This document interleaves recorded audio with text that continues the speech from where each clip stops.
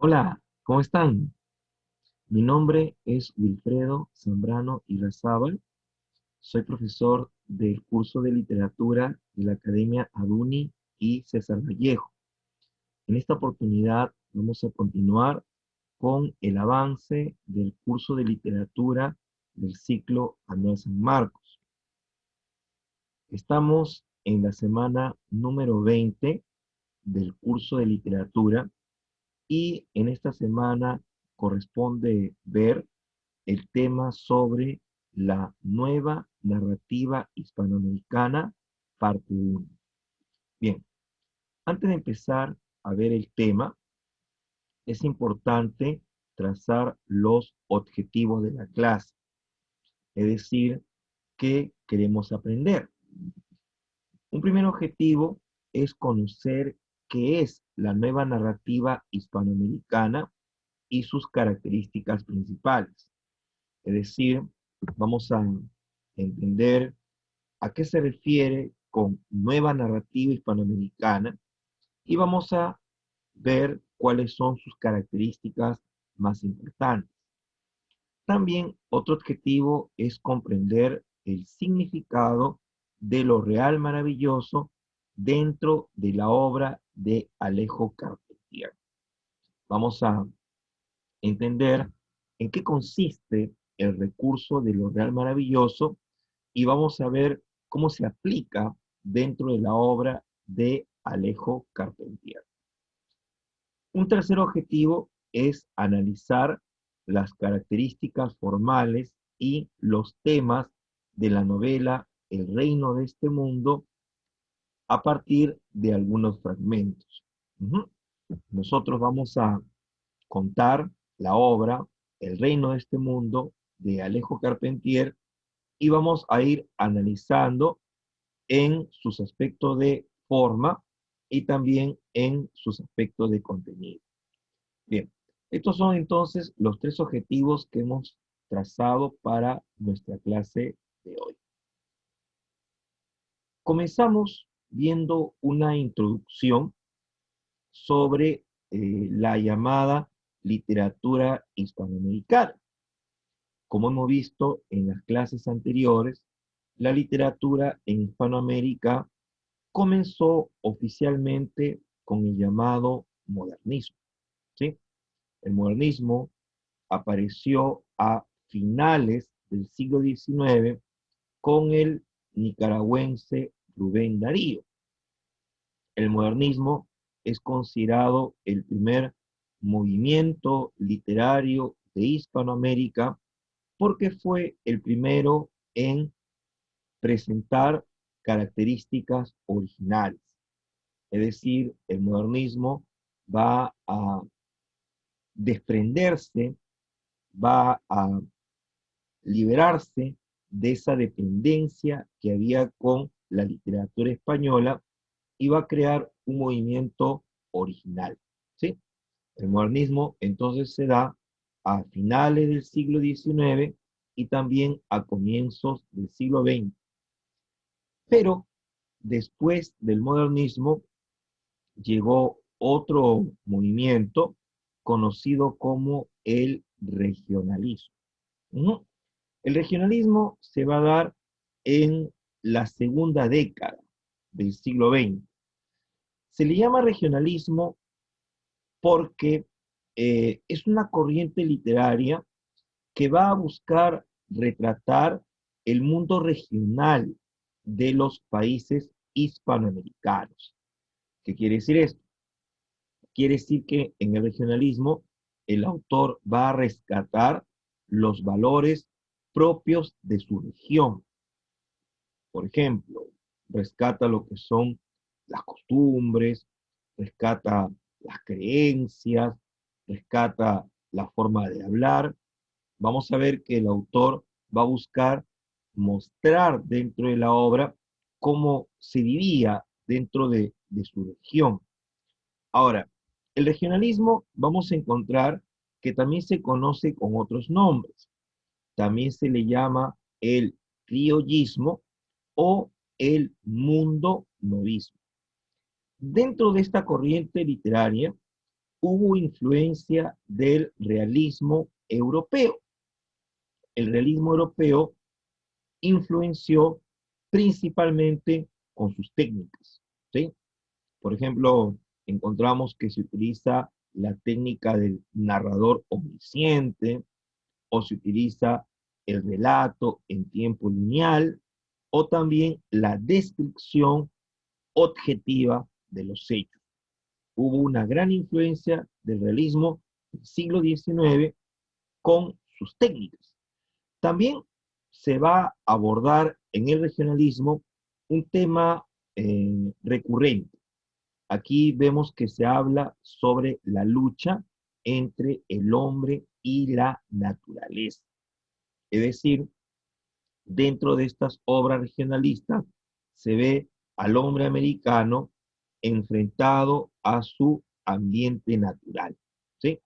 Por ejemplo, encontramos dentro de las obras que aparece el montañés que se enfrenta a la selva colombiana. También encontramos al gaucho que se enfrenta a la pampa argentina. También aparece el personaje del indio que se enfrenta contra la sierra peruana. O también vemos por ahí al llanero que se enfrenta al llano venezolano. Entonces, encontramos que un tema frecuente dentro de las obras es la lucha entre el hombre y la naturaleza. También vamos a encontrar que dentro del regionalismo se adopta una actitud de denuncia ante los problemas de América Latina.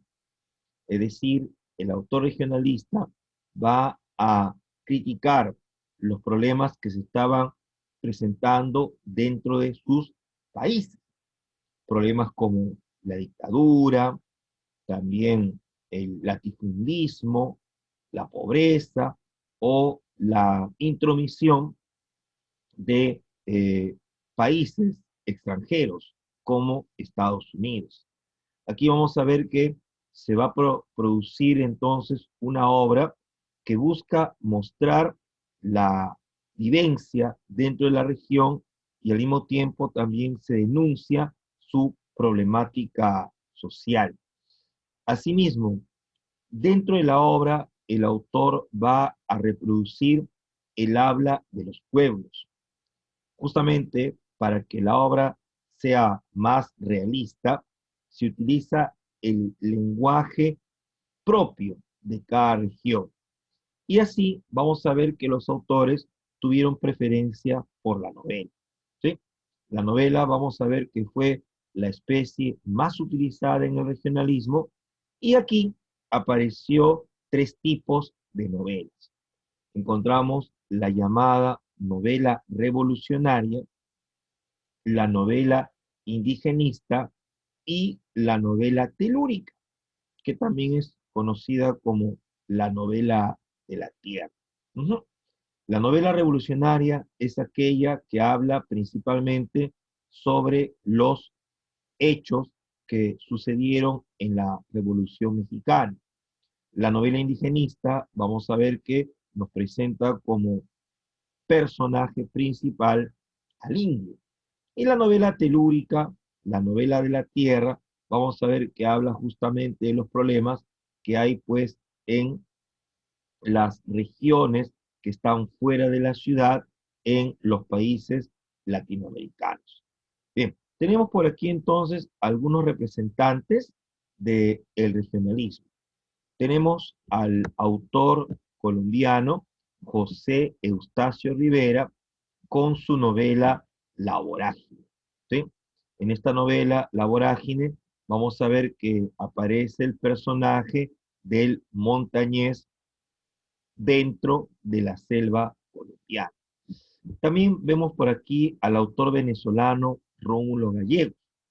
Él nos va a dejar una novela titulada Doña Bárbara, donde habla sobre una mujer que se había apoderado de un gran terreno y vamos a ver que ella se enfrenta contra un abogado llamado Santo Luzardo.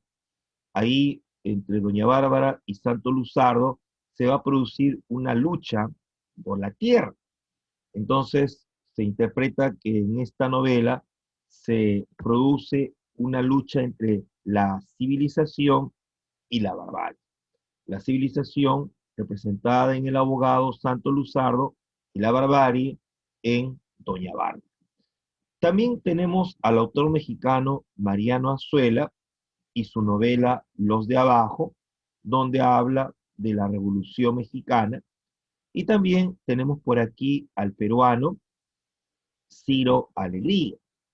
Ciro Alegría nos ha dejado una novela llamada El mundo es ancho y ajeno.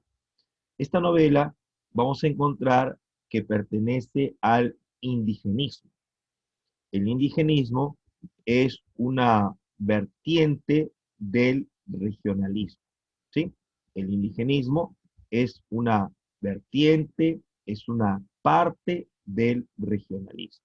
Bueno, entonces vamos a ver que nuestra narrativa se va a presentar a partir de las primeras décadas del siglo XX con el regionalismo.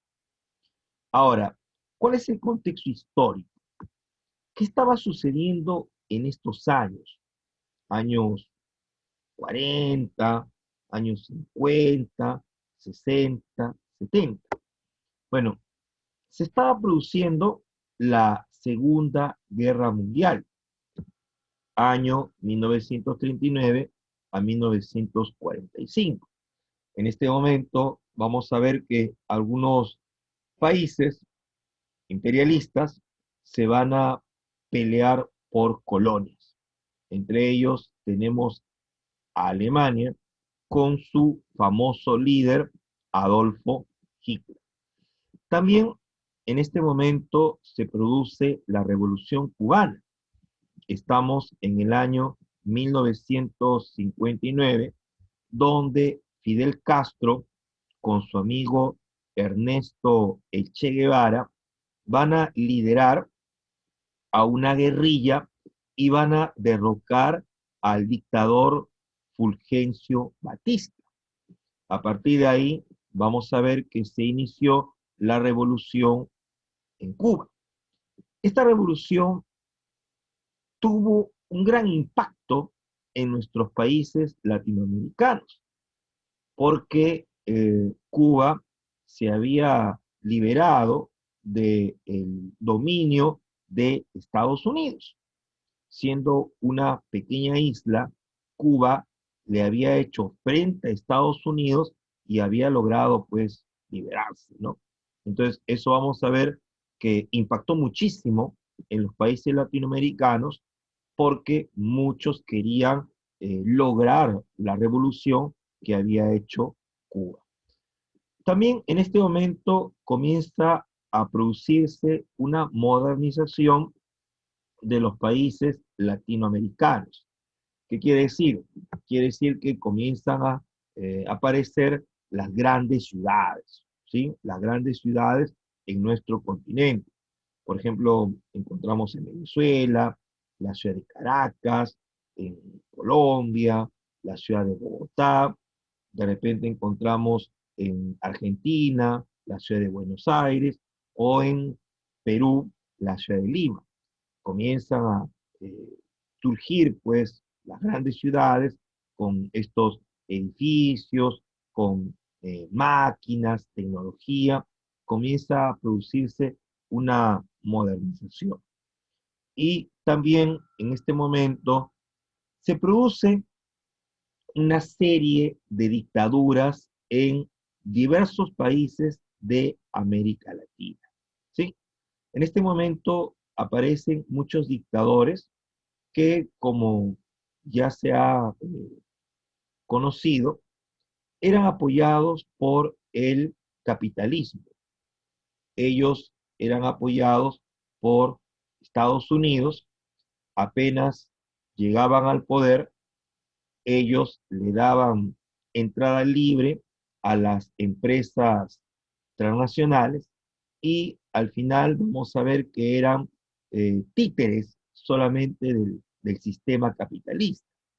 Aquí, por ejemplo, tenemos en Argentina que aparece el dictador Rafael Videla, tenemos en Chile a Augusto Pinochet, en Paraguay Alfredo Stroessner, en República Dominicana está Rafael Leonidas Trujillo, en Bolivia tenemos a Hugo Banzer, en Nicaragua está Anastasio Somoza y en Perú al dictador Manuel Odría.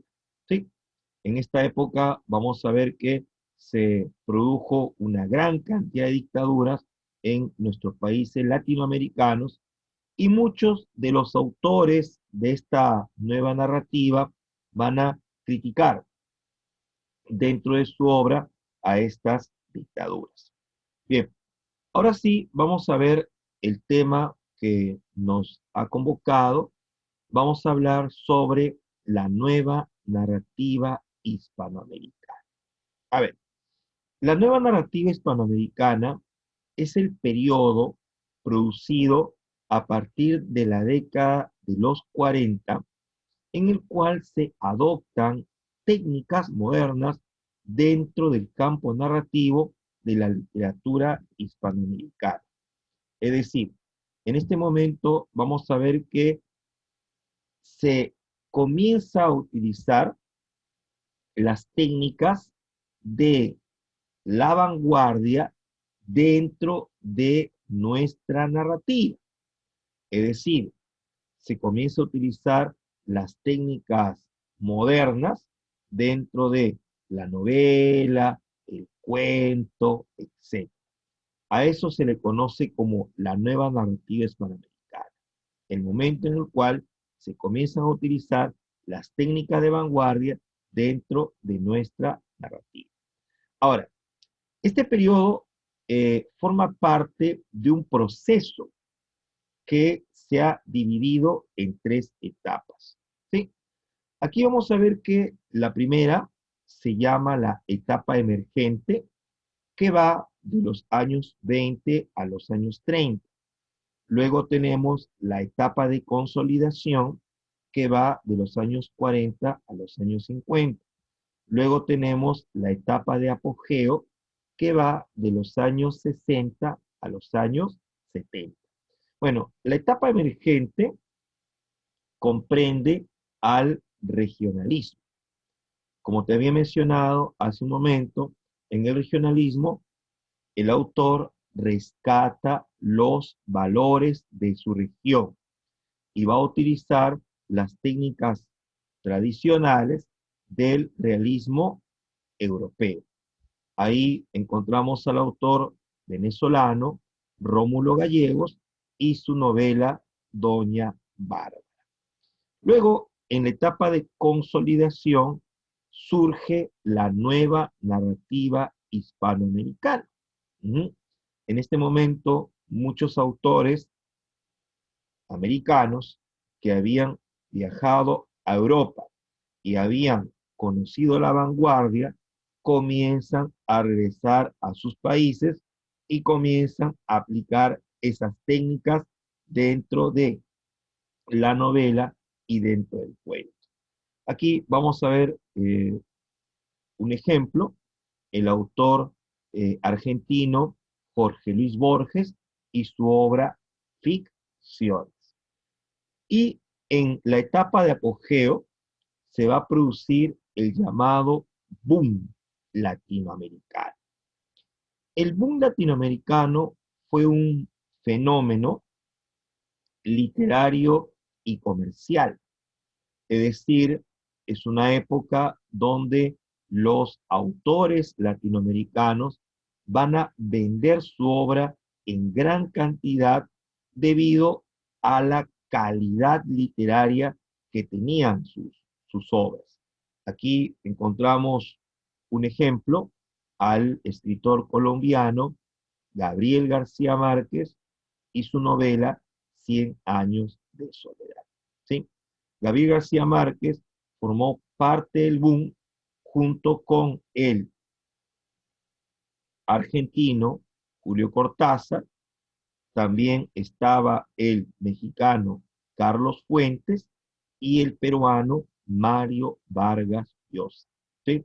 Estos cuatro autores formaron el núcleo del boom latinoamericano que representó la etapa de apogeo de nuestra narrativa.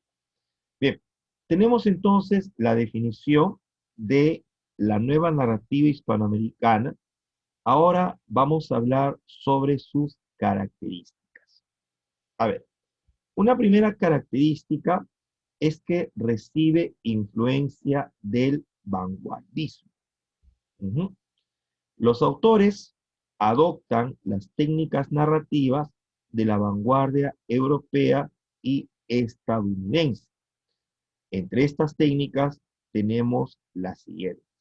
A ver, los autores comienzan a utilizar las técnicas de la vanguardia dentro de la novela y dentro del cuento.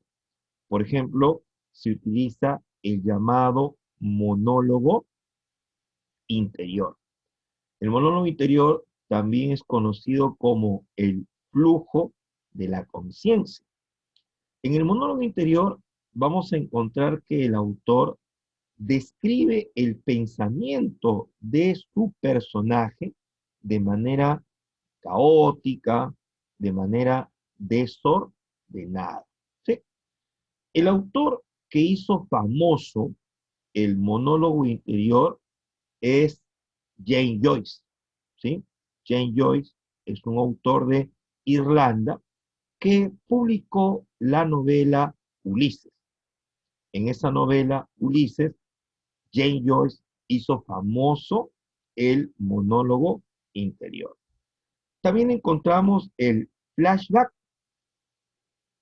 El flashback es una técnica donde un personaje realiza un recuerdo breve y luego regresa al presente, ¿no? Esta técnica del flashback fue tomada del cine y se aplicó en la narrativa, ¿sí? Un personaje hace un recuerdo breve y luego regresa al presente. También tenemos el raconto. El raconto es parecido al flashback. El raconto es cuando un personaje hace un recuerdo extenso, extenso, dentro de la obra. Y luego vamos a ver que regresa al presente, ¿no? Regresa al presente. También encontramos la multiplicidad de narradores. Esta técnica consiste en que dentro de la obra aparecen varios puntos de vista en la narración.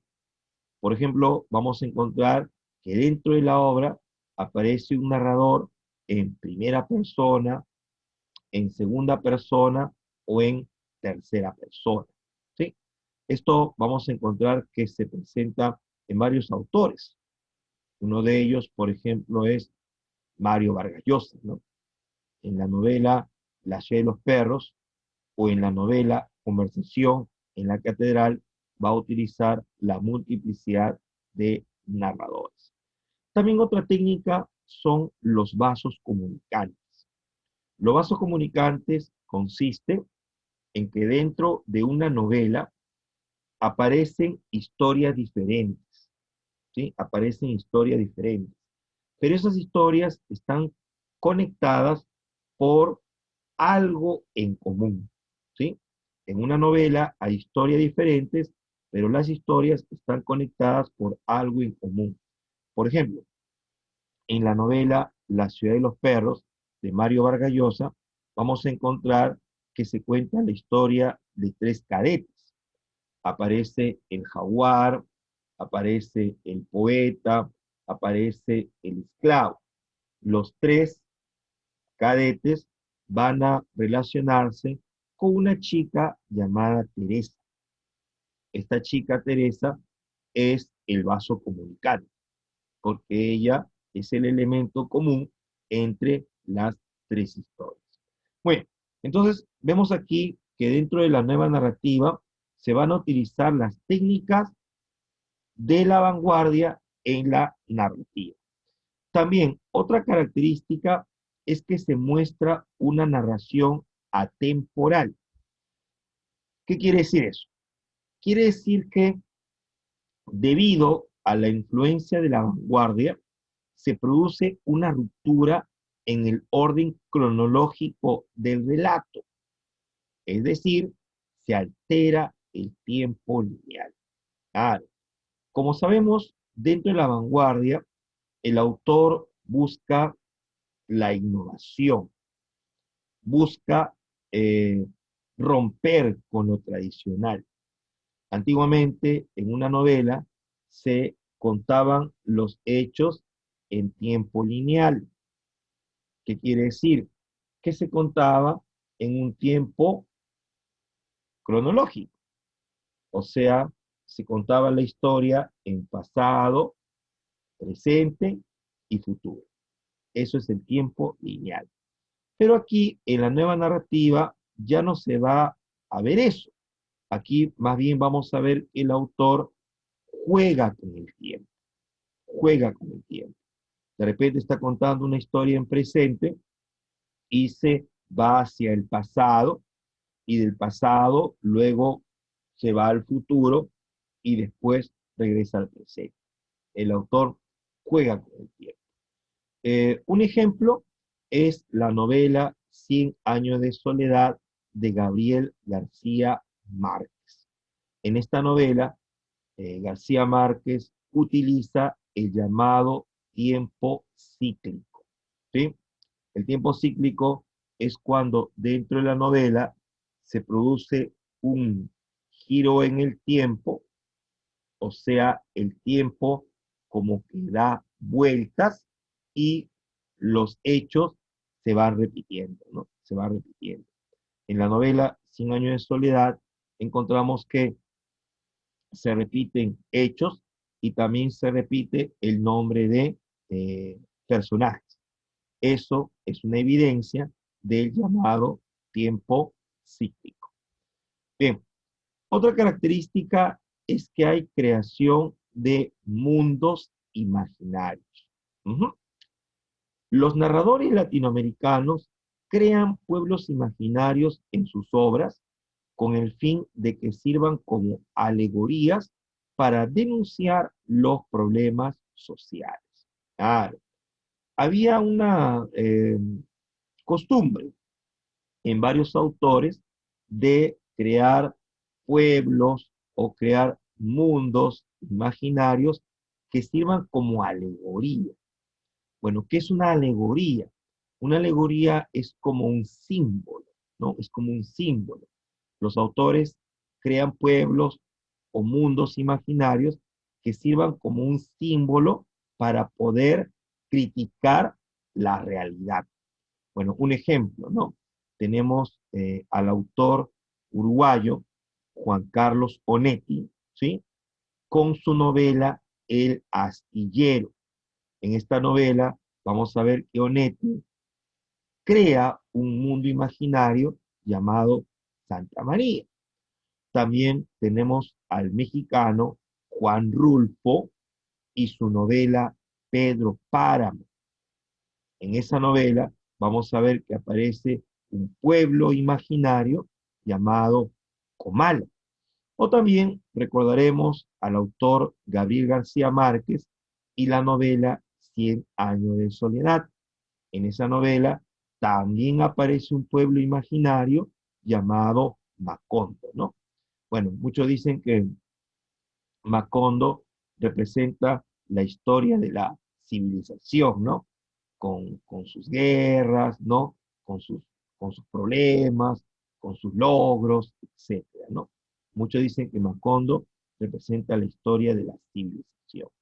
Bien, también otra característica es que se manifiesta una experimentación lingüística. A ver, dice, se busca explotar al máximo la capacidad expresiva del idioma. Es decir, el autor de la nueva narrativa busca jugar con las palabras, busca jugar con las palabras. Un ejemplo es la gitanjáfora en la novela El señor presidente de Miguel Ángel Asturias. Ujú. Esta novela, vamos a ver que inicia con una gitanjáfora. Bueno, ¿qué es una gitanjáfora? Una gitanjáfora es un juego de palabras donde el autor nos expresa una sensación, donde busca expresar una especie de idea, ¿sí? Por ejemplo, dice, ¿no? En la novela, alumbra, lumbre de alumbre, luzbel de que la lumbre, como zumbido de oídos, persistía el rumor de las campanadas a la oración, mal doble estar de la luz en la sombra, de la sombra en la luz, alumbra, lumbre de alumbre, luzbel de piedra lumbre sobre la pobredumbre. Bueno, al parecer no hay un sentido lógico en el texto, pero utilizando algunos rastros verbales podemos interpretarlo. Cuando nos dice Luzbel, se refiere pues a Lucifer, ¿no? A Satanás, o por ahí cuando habla de piedra lumbre, se refiere pues a la piedra que hay en el infierno, ¿no? El azufre. O sea, aquí como que el narrador nos está queriendo describir un ambiente infernal, un ambiente infernal. Claro, si nosotros leemos la obra El señor presidente, vamos a encontrar que se habla sobre una dictadura, ¿no? Una dictadura. Por eso aquí vamos a ver que la gitanjáfora nos quiere dejar la sensación de que había un ambiente infernal.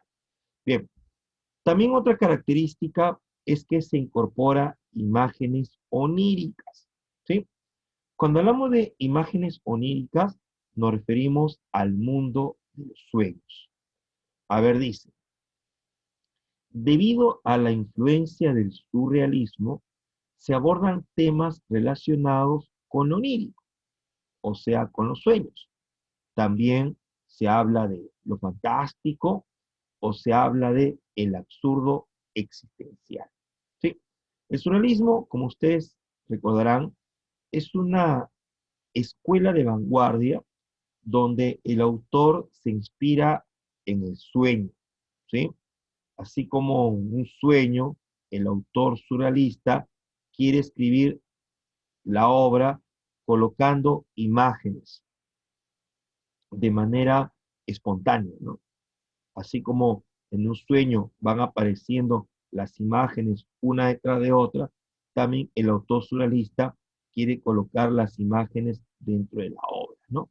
Entonces, encontramos por aquí que hay autores que hablan sobre el sueño, o también lo fantástico, o también del absurdo de la existencia.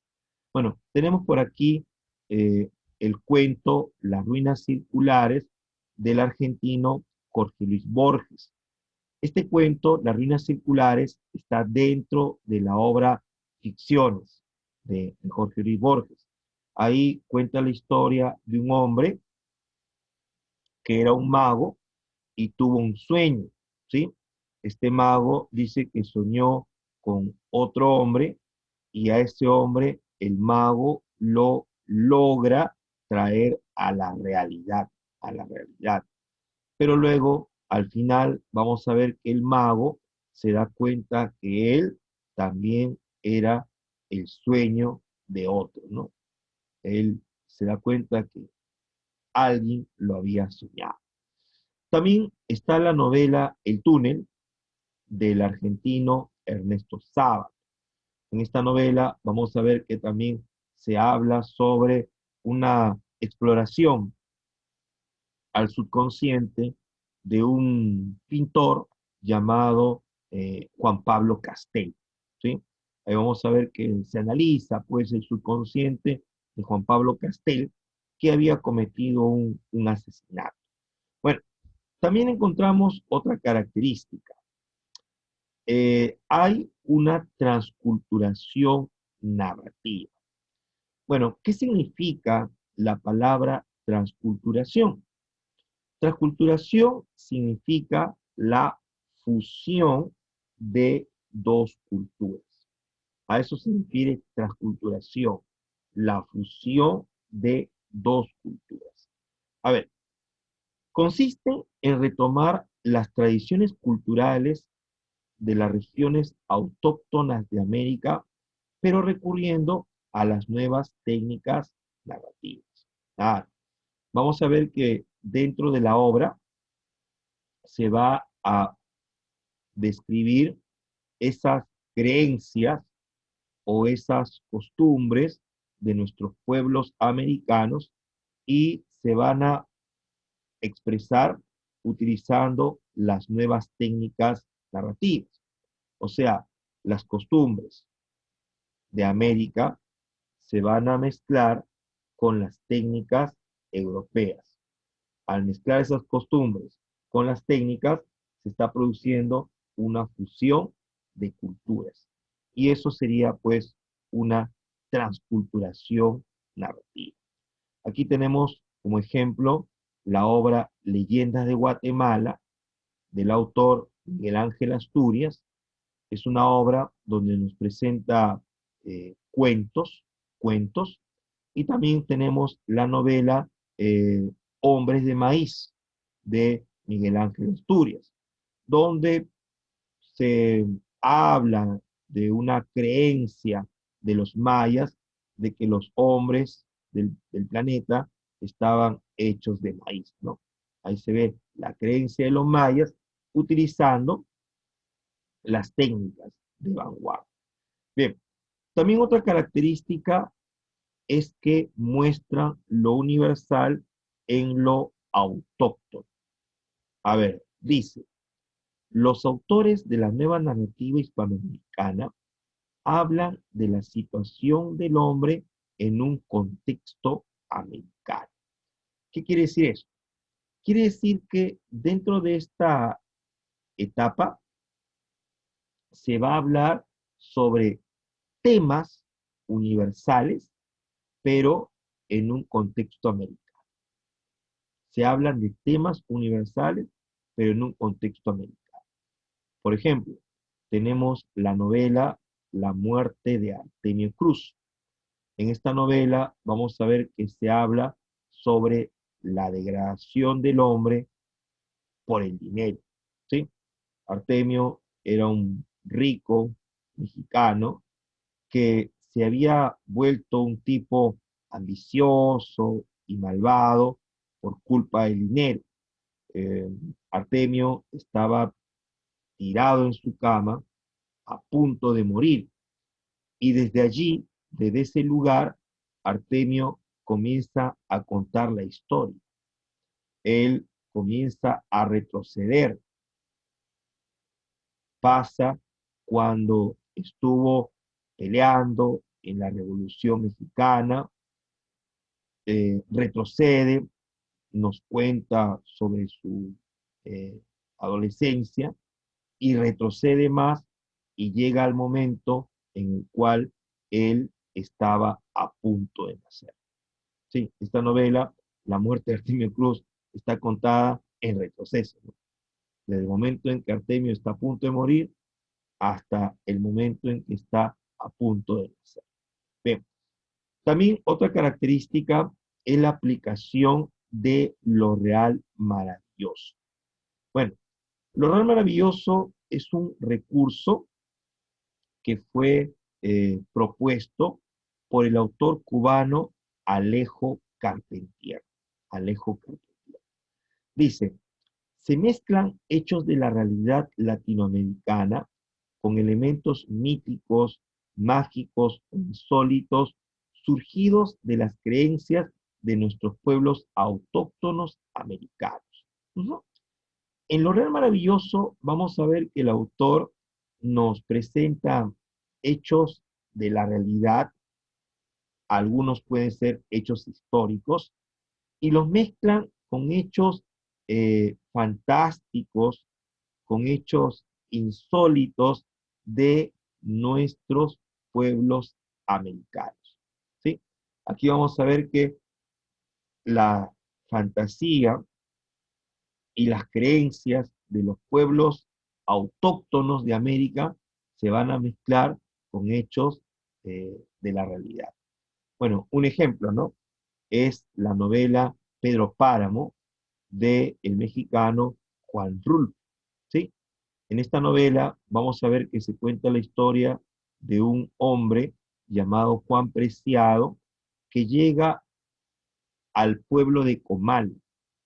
Juan Preciado llega a este pueblo buscando a su padre, Pedro Páramo, que era pues un hacendado muy rico, muy poderoso.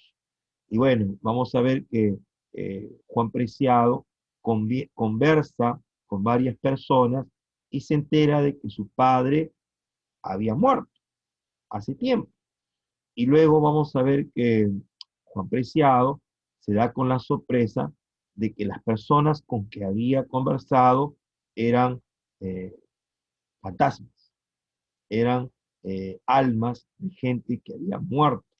Y al final vamos a ver que Juan Preciado también muere y desde la tumba él va a contar algunos hechos de la obra, ¿no?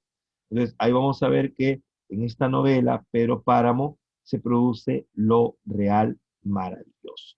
Bien, vamos a ver entonces los representantes de la nueva narrativa hispanoamericana.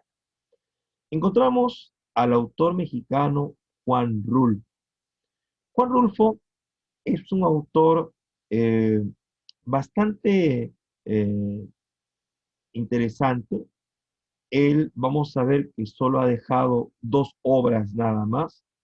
Ha dejado la novela Pedro Páramo y ha dejado el libro El llano en llamas. Es un libro de cuentos. Con estas dos obras vamos a ver que Juan Rulfo alcanzó la fama, ¿no? Con su novela El llano en llamas y con el libro de, perdón, con su novela Pedro Páramo y el libro de cuentos El llano en llamas. Solamente ha dejado esas dos obras, ¿no? Aquí vamos a ver que él nos describe la, la creencia y la cultura de los pueblos de México, ¿no? De los pueblos de México. También tenemos al argentino Jorge Luis Borges. Jorge Luis Borges es un autor que ha destacado en el cuento fantástico, ¿sí? Borges es considerado como uno de los principales representantes del cuento fantástico en habla castellana. Aquí vamos a encontrar que Borges nos ha dejado la obra Ficciones, donde aparece un conjunto de cuentos. En sus cuentos vamos a ver que Borges ha utilizado algunos elementos del ensayo, ¿sí? Borges vamos a ver que eh, fusiona el cuento con el ensayo. También vamos a ver que Borges apela a símbolos dentro de sus cuentos.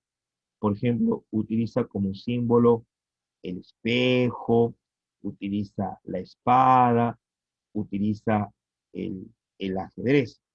Estos símbolos Borges los va a utilizar para expresar temas filosóficos, ¿sí? Con sus símbolos expresa temas filosóficos. Por ejemplo, habla sobre el infinito, habla también sobre la muerte, habla sobre Dios, etcétera, ¿no? Bien, también otro autor es el argentino Ernesto Sábato. Él nos ha dejado una novela corta llamada El Túnel. En esa novela, como te había mencionado hace un momento, cuenta la historia de un pintor llamado Juan Pablo Castel, ¿sí? Juan Pablo Castel, vamos a ver que eh, asesinó a una chica llamada María Iribarren, que conoció en una exposición de pintura, ¿no? Ella se había pues admirado de una pintura que había hecho Juan Pablo Castel. Luego vamos a ver que Juan Pablo Castel va a encontrarse con esta mujer y van a comenzar a tener una relación. Y luego vamos a ver que Juan Pablo Castel se da cuenta que María Iribarren era casada y ella tenía un amante, engañaba a su esposo, y al final vamos a ver que Juan Pablo Castel termina matando, ¿no? A María Iribarren, ¿no? Entonces, ahí vamos a ver que la novela nos presenta una exploración de la psicología de Juan Pablo Castel, ¿no? ¿Por qué había matado a esta mujer? Bien, también tenemos al autor guatemalteco Miguel Ángel Asturias, ¿sí? Miguel Ángel Asturias, vamos a ver que es un autor que obtuvo un premio Nobel, ¿sí? Obtuvo el premio Nobel en el año 1967. El premio Nobel, como tú sabes, se obtiene por toda la producción del autor, ¿sí? Toda la producción del autor. Asturias nos ha dejado la novela Hombre de Maíz, también la obra Leyenda de Guatemala, pero muchos mencionan que su obra más famosa es El Señor Presidente. Ah, en esa obra, El Señor Presidente, él cuenta las atrocidades que se cometían en una dictadura, ¿sí? Ahí vamos a ver que aparece este personaje llamado el Señor Presidente, que no se dice su nombre propio, solamente le llaman el Señor Presidente, que cometía muchas atrocidades, muchos atropellos para mantenerse en el poder. Bien, entonces estos son algunos representantes de la nueva narrativa hispanoamericana. Y ahora vamos a hablar de este autor llamado Alejo Carpentier. Bien, vamos a ver por aquí algunos datos biográficos de Alejo Carpentier. Este autor encontramos que nació en Cuba en el año de 1904. Sus padres eran extranjeros. Su papá era un francés llamado Georges Julien Carpentier. Era un arquitecto. Y su mamá era rusa. Su mamá fue la profesora Lina Balbo, ¿sí? Ellos vamos a ver que eran extranjeros, pero decidieron vivir en Cuba. Ellos llegaron a Cuba en el año de 1915 y se instalaron en una finca que quedaba cerca a La Habana, a la capital de Cuba. Ahí vamos a ver que en esa finca creció Alejo Carpentier y tuvo un contacto con el mundo rural. Ese contacto con el mundo rural va a influenciar muchísimo dentro de su obra. Ahora, vamos a ver que Carpentier fue un escritor polifacético, es decir, él se dedicó a muchos estudios, ¿sí?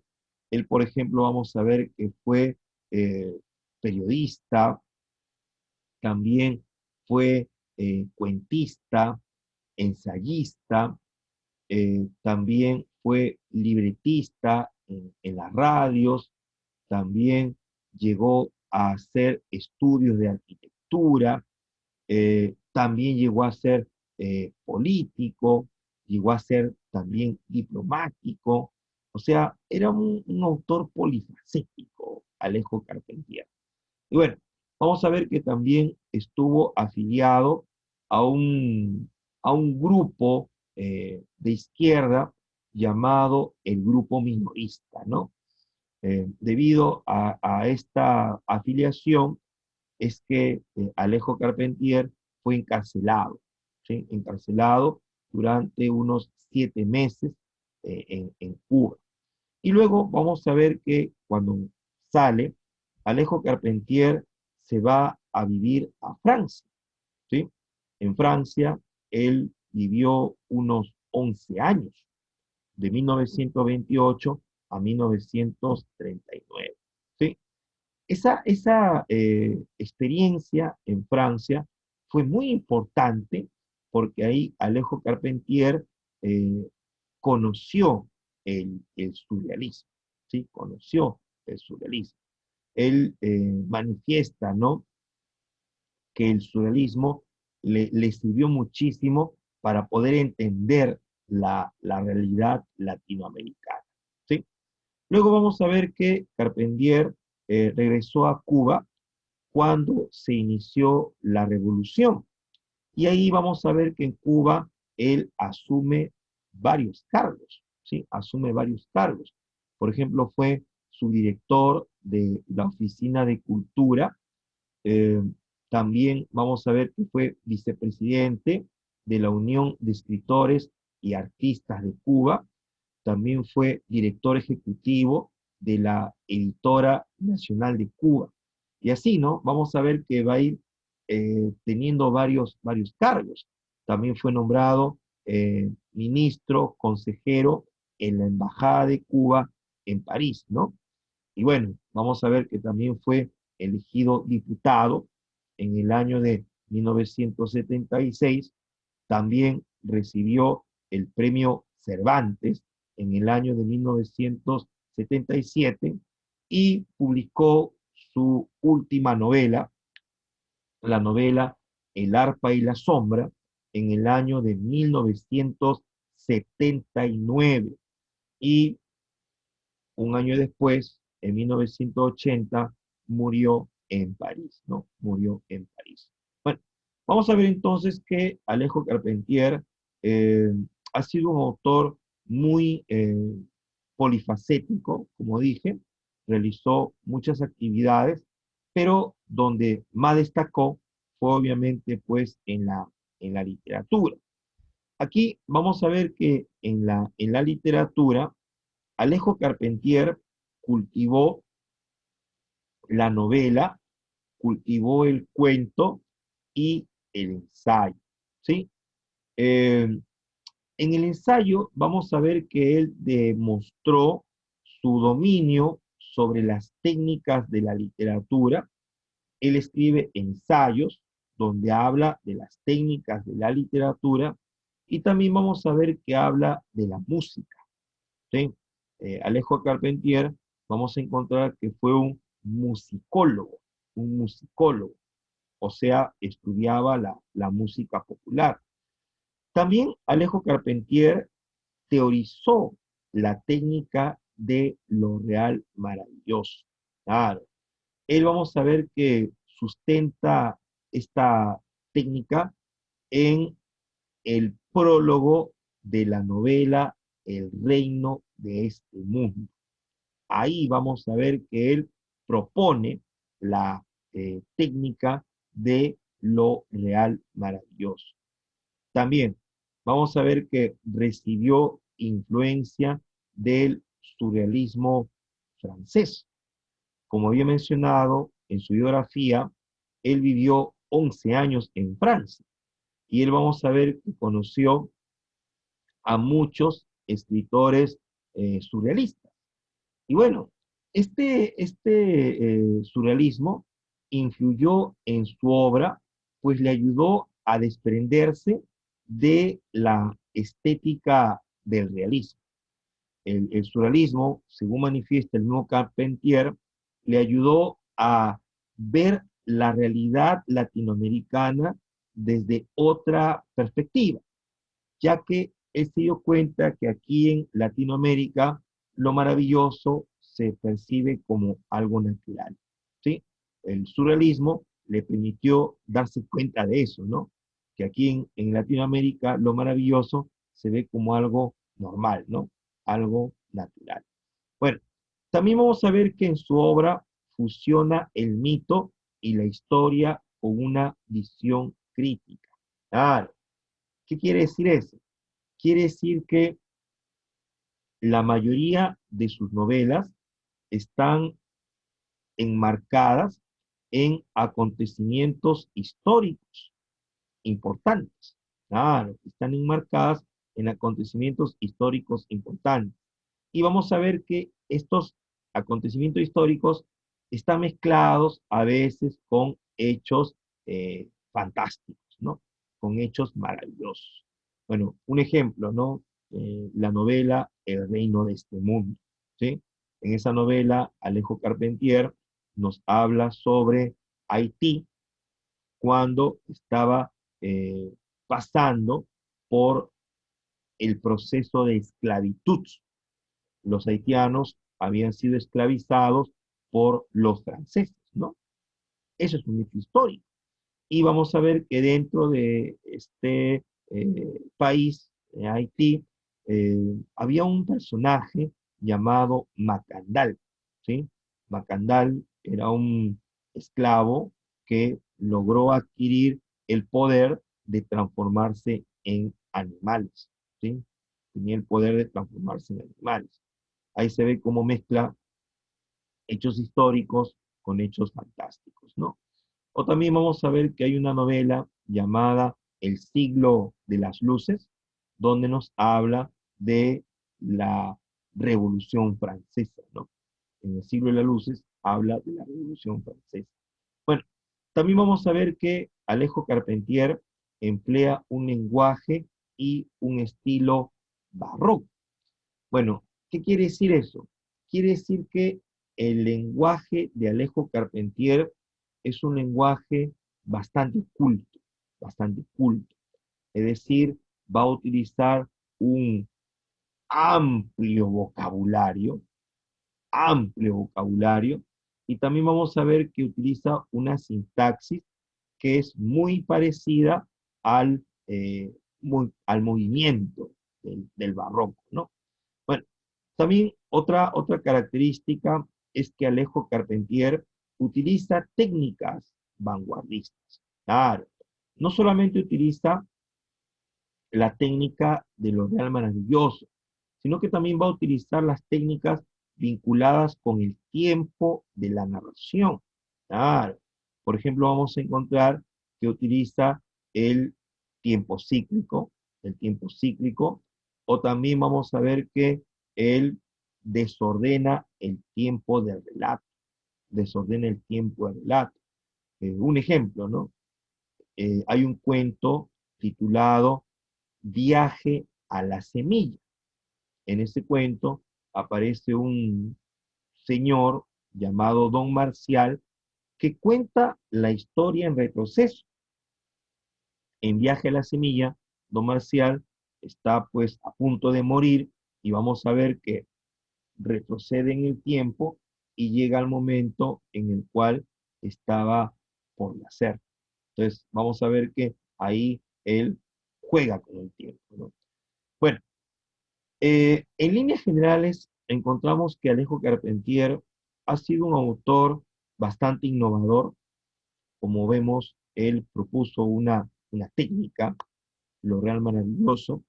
Y también algo rescatable es que Alejo Carpentier mostró una preocupación por la realidad latinoamericana y también tuvo preocupación por la cultura afro-caribeña, ¿sí? Vamos a ver que en muchas de sus obras mostró preocupación por la cultura negra, ¿no? De los países de América, ¿sí? Una preocupación por la cultura afro-caribeña. Bien, vamos a ver rápidamente cuáles son las obras que nos ha dejado Alejo Carpentier. Tenemos por aquí entre sus novelas la obra Ekwe Yambao, es su primera novela, publicada en 1933. También tenemos la novela El reino de este mundo, en 1949. Tenemos El siglo de las luces, donde habla de la Revolución Francesa, 1962. También está la novela El concierto barroco, del 74, y La consagración de la primavera, en 1978. Bueno, entre sus cuentos tenemos El sacrificio, también está Viaje a la Semilla, donde habla de Don Marcial y su regreso, ¿no?, al pasado. También está el cuento Oficio de Tinieblas y Los Fugitivos. Y en sus ensayos, como te había mencionado, él realiza un estudio de la música popular. Ahí está su ensayo, La música en Cuba. También está La literatura y conciencia de América Latina y el ensayo La ciudad de las columnas. Muy bien. Vamos a ver a continuación entonces la obra que nos han pedido, la obra El reino de este mundo. ¿Sí? Esta obra, como dice aquí, eh, fue publicada en el año 1949. Esta obra, vamos a ver que Alejo Carpentier la escribió después de un viaje que él había hecho a Haití, ¿no? Él vamos a ver que eh, recogió muchos datos históricos de este pueblo de Haití y los ha utilizado dentro de la novela. ¿Sí? En la novela vamos a encontrar que aparecen hechos y también aparecen personajes históricos. Bueno, eh, mezclando historia y ficción, El reino de este mundo narra la transición de Haití de la esclavitud a la emancipación y de la colonia a la república. Los haitianos adoptan las creencias de la religión africana. Se expresa una diferencia entre la cultura negra africana y la cultura blanca europea. Aunque estos dos sistemas adoptan diferentes formas a lo largo de la novela, siguen siendo antagónicos entre sí. Uno es dinámico, el otro es estático. Claro. En la obra, como te había mencionado hace un momento, se presentan hechos históricos, hechos que ocurrieron en la realidad, y también se presentan hechos fantásticos, ¿no? Hechos ficcionales. Bueno, la obra vamos a ver que nos habla sobre cómo los haitianos estaban esclavizados y ellos tenían una fuerte creencia en la religión africana, ¿sí? Ellos creían en el vudú. El vudú es pues una religión africana donde ellos tienen sus dioses, ¿sí? Sus dioses y practican la magia negra, ¿no? La magia negra. Bueno, aquí vamos a ver que también se ve el encuentro entre dos culturas, la cultura negra africana y la cultura blanca europea, ¿no? Son culturas antagónicas, o sea, son opuestas, porque una es dinámica y la otra es estática. Claro, la cultura negra africana es dinámica porque ellos quieren pues cambiar su realidad. Ellos quieren eh, ser libres, ¿no? Y para eso piden apoyo de sus dioses africanos. En cambio, la cultura negra europea perdón, la cultura blanca europea es estática, ¿no? Porque ellos buscan mantener, pues, su poder, ¿no? Buscan eh, ser, pues, los esclavistas, ¿no? En Haití, ¿no? Buscan mantener su poder. Bueno, entonces vamos a ver que esta novela está ambientada en Haití. Haití, como te dije, es un país que queda en Centroamérica, ¿ya? Aquí tenemos, por ejemplo, al Perú, ¿sí? Donde estamos nosotros, el Perú. En el norte está Colombia y encima de Colombia está Haití. Aquí vamos a ver que Haití forma parte de una isla. Haití comparte la isla con República Dominicana, ¿sí? Aquí en Haití vamos a ver que se producen los hechos principales de la novela. Bien, vamos a ver entonces los aspectos formales, los aspectos de forma. La obra pertenece al género narrativo, la especie novela, ¿no? porque está escrita en prosa y nos cuenta pues una historia, ¿no? Es una novela. La estructura. La obra tiene un prólogo, como te dije, y también tiene 4 partes. En cada una de sus partes vamos a ver que hay una cantidad de capítulos. En la primera parte hay 8 capítulos, en la segunda parte 7 capítulos, en la tercera parte 7 capítulos y en la cuarta parte 4 capítulos. Cada capítulo vamos a encontrar que tiene un título determinado. También vemos que el escenario de la obra es Haití, en primer lugar Haití, pero también encontramos que la obra se ambienta en Cuba, ¿sí? Hay pasajes que están ambientados en Cuba y también en Italia, ¿sí? En Italia, específicamente en Roma, ¿sí? Hay una parte de la obra que se ambienta en Italia, en Roma. Bueno, eh, el narrador de la obra es un narrador omnisciente. El narrador omnisciente, como tú sabes, es el que todo lo sabe, el que todo lo conoce, ¿sí o no? Sabe lo que hacen los personajes, sabe también lo que piensan los personajes. Claro, el narrador omnisciente es el que todo lo conoce, todo lo sabe y utiliza la tercera persona.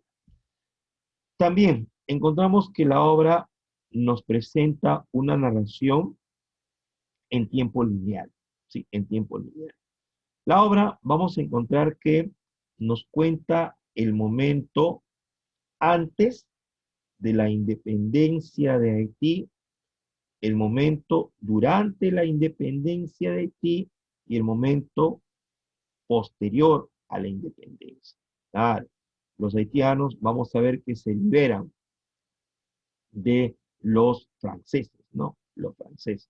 Ellos se van a rebelar y la obra nos cuenta pues ese proceso en un tiempo lineal. Eh, También otra característica, los personajes son esclavos negros y los franceses colonizadores, ¿no? Esos son los personajes de la obra, ¿no? Esclavos negros y franceses colonizadores. También encontramos que hay uso de un lenguaje culto y del dialecto afrocaribeño. Ujú. El lenguaje culto lo vamos a encontrar principalmente en el narrador. El narrador omnisciente utiliza un lenguaje culto. Y el dialecto afrocaribeño lo encontramos en los esclavos de Haití. Aquí vamos a ver que los esclavos van a utilizar un dialecto llamado el creole, ¿no? El creole, ¿sí? Y también vamos a encontrar eh, palabras en francés, ¿no? Palabras en francés.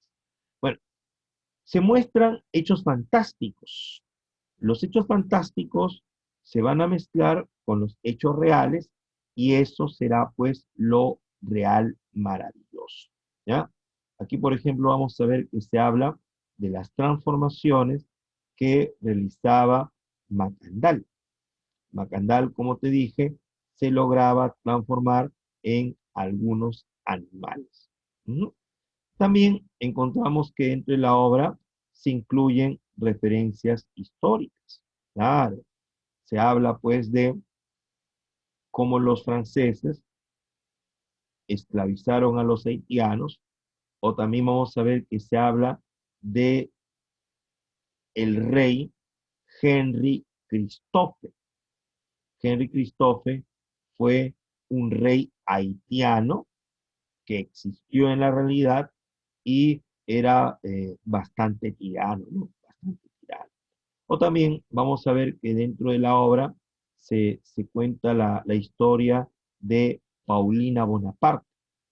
Paulina Bonaparte era la hermana menor de Napoleón Bonaparte. También aparece dentro de la obra, ¿no? Paulina Bonaparte. Bien, aspecto de contenido. ¿Cuál es el tema central de la novela El reino de este mundo? El tema central es la búsqueda constante de la libertad. Es decir, aquí vamos a ver que los haitianos van a luchar para conseguir su libertad. La lucha se va a realizar de varias maneras, ¿no? Ellos van a luchar utilizando pues su religión llamada el vudú, van a pedirle ayuda a los dioses, ¿no? Del vudú, y también vamos a ver que la lucha va a ser por medio pues de la rebelión, ¿no? Se van a rebelar. Bueno, encontramos entonces otros temas como el tema de la esclavitud. Aquí vamos a ver que los haitianos estaban pues esclavizados por los franceses, ¿sí? Y al esclavizarlos se ve también el tema del racismo. Piensan que por tener pues un color de piel eran inferiores a los franceses. También se ve por acá el tema de la opresión. Los franceses cometían muchos abusos contra los haitianos, ¿no? Por ahí vamos a ver que si un amo deseaba, cogía a una de las negras esclavas y se la violaba, ¿no? A su gusto, ¿no? Entonces se ve pues el abuso, ¿no? De los franceses. También otro tema es el conflicto cultural.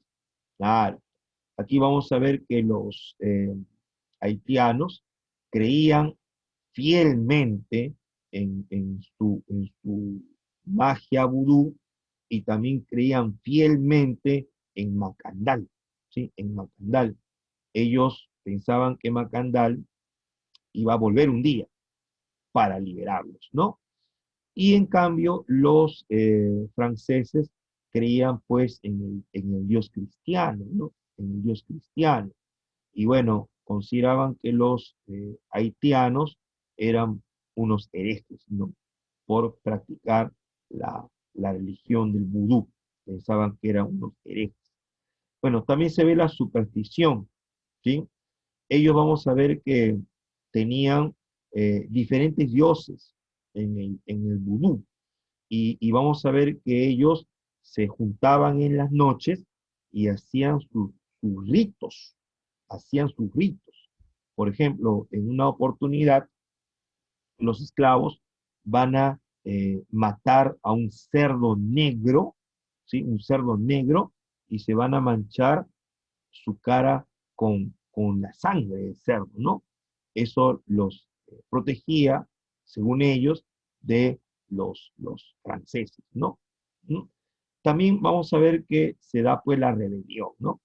Al final, los haitianos se unen y terminan pues eh, expulsando a los franceses, ¿no?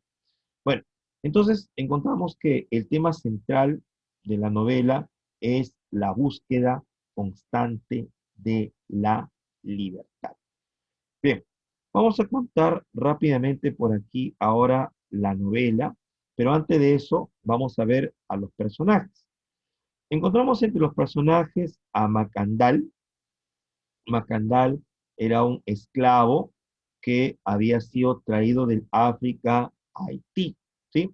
Él vamos a ver que se escapó de la hacienda donde estaba esclavizado y se convirtió en un brujo. Ujú. Él logró dominar el veneno y logró transformarse en varios animales. También tenemos a Tinuel. Tinuel era un esclavo más joven que trabajaba junto con Macandal. Él vamos a ver que cuando Macandal desapareció, decide pues eh, aprender de él. Tinoel vamos a ver que al final aprendió a convertirse en animal, así como lo hacía Macandal. También está Lenormand de Mercy. Lenormand de Mercy es un esclavista francés. Él era dueño de una hacienda donde tenía sus esclavos sus esclavos haitianos. Entre ellos estaba pues Tinoel y Macandal, ¿no? Lenormand de Messi era el amo de Tinoel y de Macandal. También está Boukman. Boukman era un esclavo que había venido de Jamaica, ¿sí? De Jamaica. Después que Macandal desaparece, vamos a ver que Boukman va a continuar con la rebelión. Va a continuar con la rebelión. Y también por aquí encontramos a Henry Christophe. Henry Christophe, como te dije, es un personaje histórico, ¿sí? Igual que Macandal. Macandal también es un personaje histórico, ¿ya? Henry Christophe es el primer rey negro de Haití, el primer rey negro de Haití. Él vamos a ver que asume el poder y se convierte en un tirano. Él va a obligar a los haitianos a construir un palacio llamado Sanssouci, ¿sí? Un palacio que quedaba pues encima de las montañas, ¿no? Bueno, al final vamos a ver que el pueblo se le revela a Henry Christophe y Henry Christophe se termina suicidando. Bien, esos son entonces algunos de los personajes que aparecen dentro de la novela El reino de este mundo. Bien, vamos a empezar, alumnos, con la parte del prólogo. El prólogo es una parte muy importante en la novela, porque aquí, como te dije, se sustenta la técnica de lo real maravilloso. Bueno, aquí tengo en mis manos la novela El reino de este mundo. Como estás viendo, alumno, no es una novela muy extensa, ¿no? Aquí, bueno, en la edición que yo tengo, hay 139 páginas. No es una novela muy extensa, ¿ya? A ver, vamos a ver cómo empieza el prólogo. Dice, a ver, a fines del año 1943, tuve la suerte de poder visitar el reino de Henry Christophe, las ruinas tan poéticas de Sanssouci, la mole, imponente, intacta, a pesar de rayos y terremotos, de la ciudadela de la Ferriere y de conocer la todavía normanda ciudad del Cabo, el Cap François de la antigua colonia, donde una calle de larguísimos balcones conduce al palacio de cantería habitado antaño por Paulina Bonaparte. Después de sentir el nada mentido sortilegio de las tierras de Haití, de haber hallado advertencias mágicas en los caminos rojos de la meseta central, de haber oído los tambores del Petro y del Rada, me vi llevado a acercar la maravillosa realidad recién vivida a la agotante pretensión de suscitar lo maravilloso que caracterizó ciertas literaturas europeas de estos últimos 30 años. Bueno, aquí vamos a ver que Alejo Carpentier nos cuenta sobre el viaje, ¿no? Que había hecho a Haití, donde vio pues las ruinas del Palacio de Sanssouci, de Henry Christophe y otros elementos más, ¿no? Elementos que él va a comparar con la literatura europea, ¿sí? Vamos a ver que él habla, por ejemplo, de la obra Los Cantos de Maldoror, del Conde Lautréamont, ¿no? Autor francés. Ahí vamos a ver que habla de un personaje llamado Maldoror que podía también transformarse en animales, ¿no? Y él lo va a comparar con la realidad que había aquí en América, ¿no? Bueno, también dice aquí en el prólogo, pero es que muchos se olvidan con disfrazarse de magos a poco costo, que lo maravilloso comienza a serlo de manera inequívoca, cuando surge de una inesperada alteración de la realidad, el milagro, de una revelación privilegiada de la realidad, de una iluminación inhabitual o singularmente favorecedora de las inadvertidas riquezas de la realidad, de una ampliación de las escalas y categorías de la realidad percibidas con particular intensidad en virtud de una exaltación del espíritu que lo conduce a un modo de estado límite. Para empezar, la sensación de lo maravilloso presupone una fe. Esto se me hizo particularmente evidente durante mi permanencia en Haití, al hallarme en contacto cotidiano con algo que podríamos llamar lo real maravilloso. Pisaba yo una tierra donde millares de hombres ansiosos de libertad creyeron en los poderes licantrópicos de Macandal. Bueno, la licantropía es una creencia, ¿no? Que dice que hay hombres que pueden convertirse en lobos. Esa es la licantropía, ¿no? La creencia de que hay hombres que pueden convertirse en lobos, ¿no? Creyeron en los poderes licantrópicos de Macandal a punto de que esa fe colectiva produjera un milagro el día de su ejecución. Conocía ya la historia prodigiosa de Bookman, el iniciado jamaiquino. A cada paso hallaba lo real maravilloso, pero pensaba, además, que esa presencia y vigencia de lo real maravilloso no era privilegio único de Haití, sino patrimonio de la América entera, donde todavía no se ha terminado de establecer, por ejemplo, un recuento de cosmogonías. Bueno, en este fragmento del prólogo vamos a ver que Alejo Carpentier propone la teoría de lo real maravilloso. Según Alejo Carpentier, lo maravilloso es propio de la cultura latinoamericana. Se construye como una inesperada alteración de la realidad, que es asumida como algo natural, a pesar de que sea un hecho extraordinario. Claro, lo real maravilloso, alumno, lo vemos como la creencia de nuestros pueblos latinoamericanos en cosas fantásticas, ¿sí? Carpentier vamos a ver que está describiendo cómo nuestros pueblos latinoamericanos creen cosas fantásticas. Y como dice acá, ¿no? Le tienen fe, le tienen fe. Ellos lo ven como algo normal, ¿sí? Que Macandal se transforme en animal y que Macandal algún día regrese, ellos lo ven como algo normal. Y eso dice, no solamente es único de ti, sino que es patrimonio de la América entera. ¿Sí? Vemos que en muchos países hay creencias en cosas fantásticas y se ve como algo normal. Por ejemplo, ustedes verán que aquí en el Perú hay personas que creen de repente en, en la jarracha, hay personas que creen en los pistacos, ¿no? O hay algunos que creen, por ejemplo, en que si te rezan con cuy o con huevo, te van a quitar el mal de ojo, por ejemplo, ¿no? O también en México, ¿no? Hay algunos que creen en el Día de los Muertos. Claro.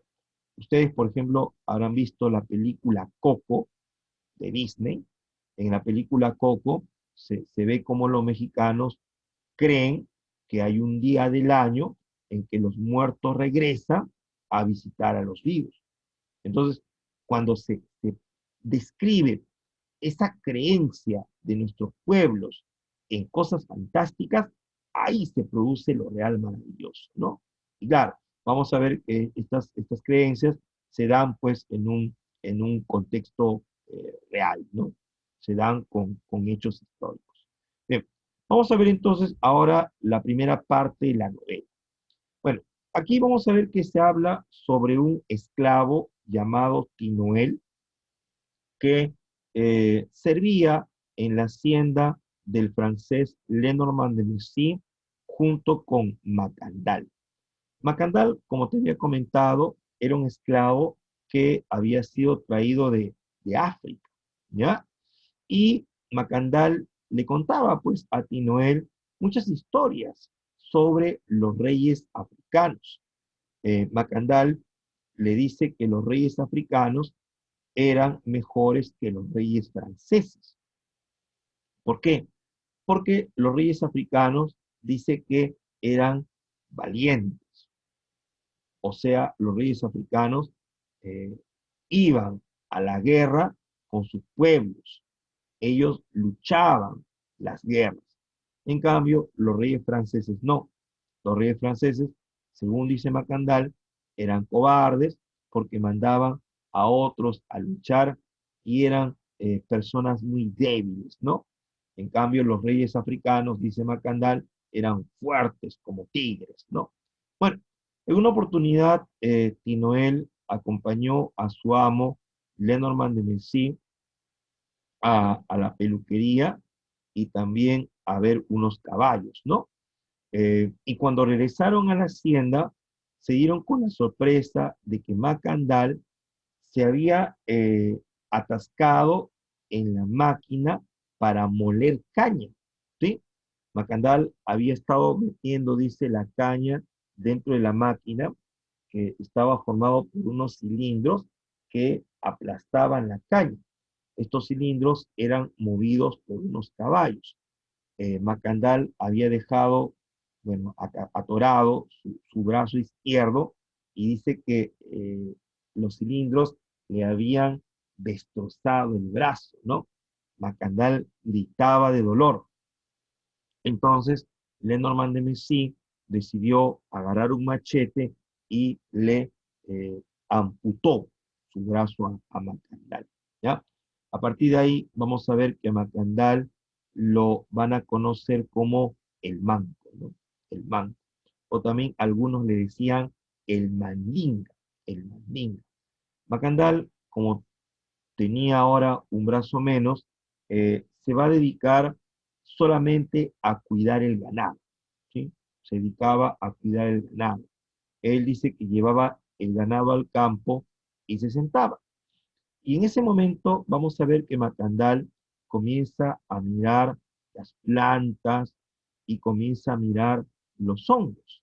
Y se da cuenta que las plantas producían un veneno, ¿sí? Producían un veneno. Y vamos a ver que Macandal comienza a hacer experimentos con el veneno. Entonces, un día, Macandal y Tinoel van a visitar a una bruja, ¿sí? Y vamos a ver que ahí eh, la bruja les va pues a enseñar, ¿no? Sobre el veneno. Eh, Habían llevado, dice, a uno de los perros del amo y al perrito le dieron a probar un veneno y el perro murió inmediatamente. Entonces, vamos a ver que pasaron los días y Macandal se escapó de la hacienda de Lenormand de Messí, ¿sí? Macandal, vamos a ver que ahora se fue a vivir a las montañas y Tinoel lo extrañaba a Macandal, ¿no? En una oportunidad, Macandal lo va a llamar a Tinoel y Tinoel lo va a visitar en su cueva, en las montañas. Y ahí se da con la sorpresa de que Macandal se había convertido en un brujo. Ahora Macandal era el señor del veneno, el señor del veneno. Macandal va a comenzar entonces a envenenar los pastos, el agua, los alimentos, el ganado y también va a envenenar a muchos franceses, ¿sí? A muchos franceses. Ahí vamos a ver, por ejemplo, que Lenormand de Messí va a perder a su esposa, va a perder a sus hijos y así, ¿no? Muchos franceses van a comenzar a morir y ellos no sabían cuál era la causa, ¿no? ¿Por qué había surgido esa peste de veneno? Entonces, los franceses van a comenzar a investigar y un día amenazaron a un esclavo en volarle el trasero con pólvora, ¿sí? Lo amenazaron que si no hablaba, le iban a volar el trasero. Entonces el esclavo habló que el causante de la peste era Macandal. Y a pesar que habló, dice que le volaron el trasero, ¿no? Le volaron los intestinos, ¿no? Con la pólvora. Los franceses comenzaron a hacer una cacería para atrapar a Macandal, pero Macandal había adquirido poderes. Ahora Macandal, vamos a ver que podía transformarse en varios animales. Como dice acá, se transforma en iguana, se transforma en mariposa, en perro, en alcatraz, o sea, en pelícano. Y así vamos a ver que lograba esconderse, ¿no? De los franceses. Y bueno, vamos a ver que un día los esclavos estaban en un rito vudú, ¿sí? Era pues Navidad y estaban en un rito vudú. Ahí vamos a ver que van a matar a un cerdo negro y se van a manchar con su sangre en la cara. Ahí vamos a ver que estaba pues Bookman, ¿no? Bookman, vamos a ver que era un seguidor también de Macandal, ¿no? Y también estaba ahí Tinuel, ¿sí? También estaba Tinuel. En ese rito que se hace en la noche, los esclavos van a curar, pues, rebelarse, ¿no? De los amos. Y en ese momento vamos a ver que apareció Macandal, ¿sí? Macandal adquirió la forma humana y la gente, pues, se quedó admirada de verlo. Y por ahí vamos a ver que algunos esclavos eran espías de los franceses. Así que avisaron de la llegada de Macandal y a Macandal lo capturaron, ¿no? Lo capturaron los franceses. Bueno, a Macandal lo van a llevar a una plaza, así como aparece en la imagen, ¿no? Dice que en la plaza estaban unidos todos los esclavos negros y en el medio de la plaza había un tronco donde tenían amarrado a Macandal. Debajo en sus pies le pusieron leña y le prendieron fuego.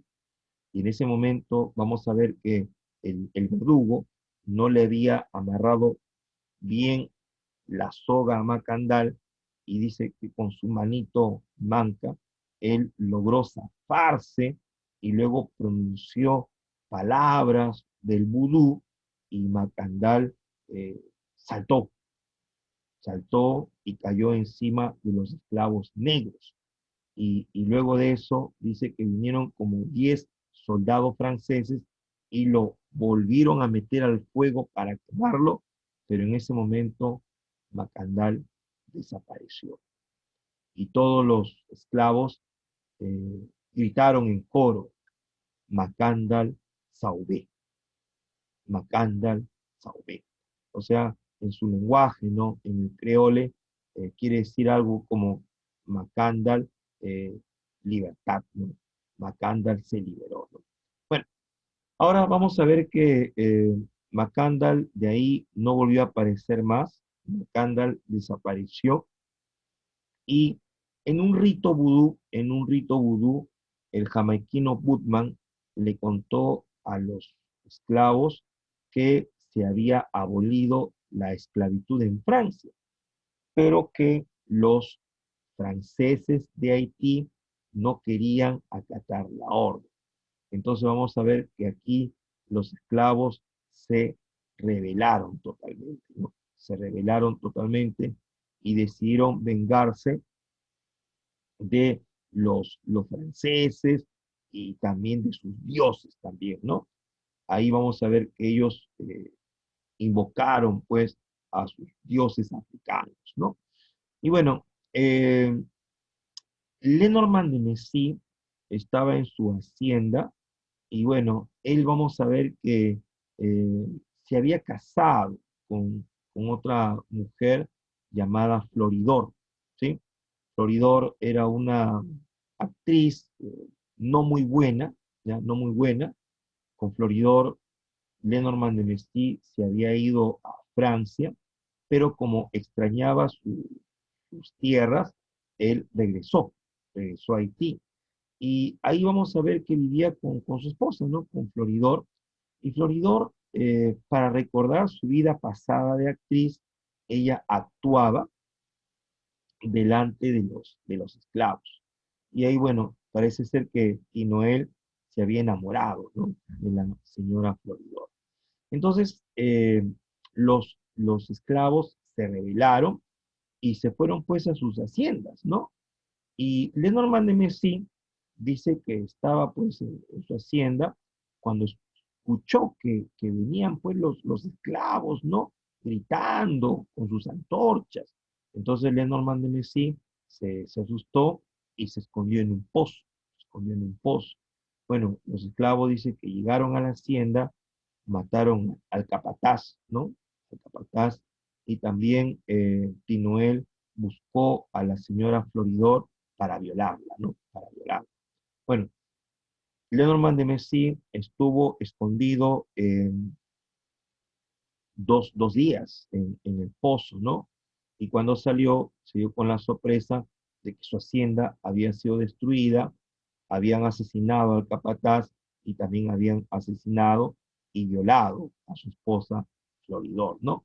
Y bueno, se escondió en su hacienda y llegó un mensajero francés que le contó que a Boukman lo habían capturado y lo habían asesinado, ¿no?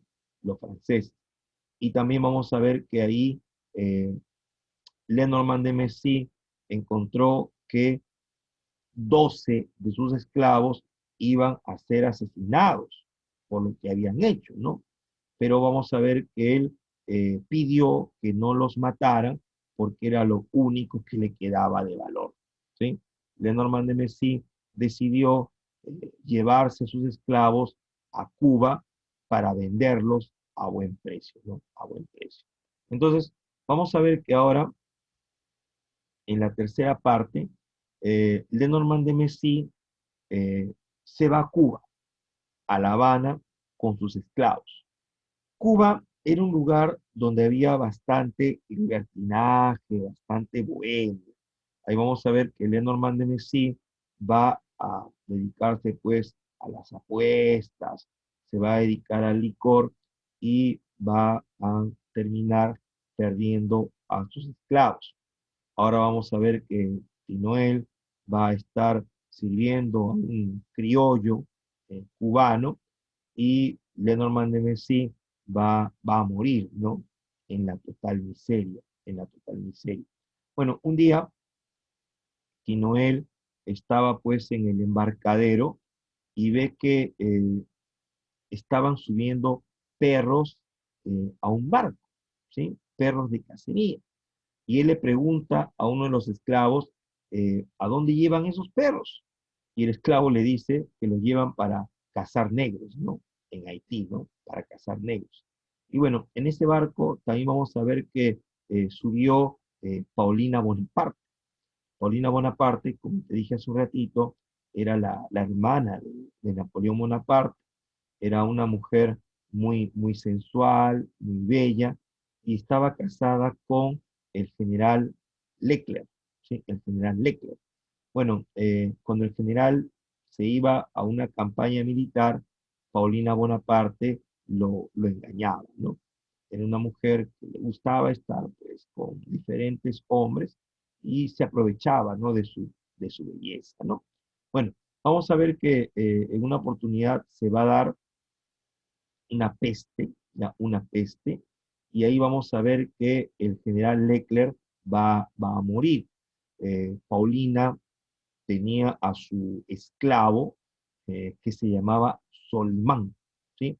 Este Solimán, vamos a ver que va a hacerle masajes a Paulina Bonaparte y también le va a hacer algunos ritos para protegerla de la peste, ¿no?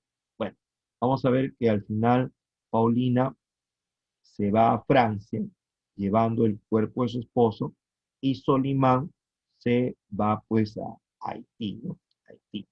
Ahora, Tinoel, vamos a ver que había pasado varios años en Cuba, ¿ya?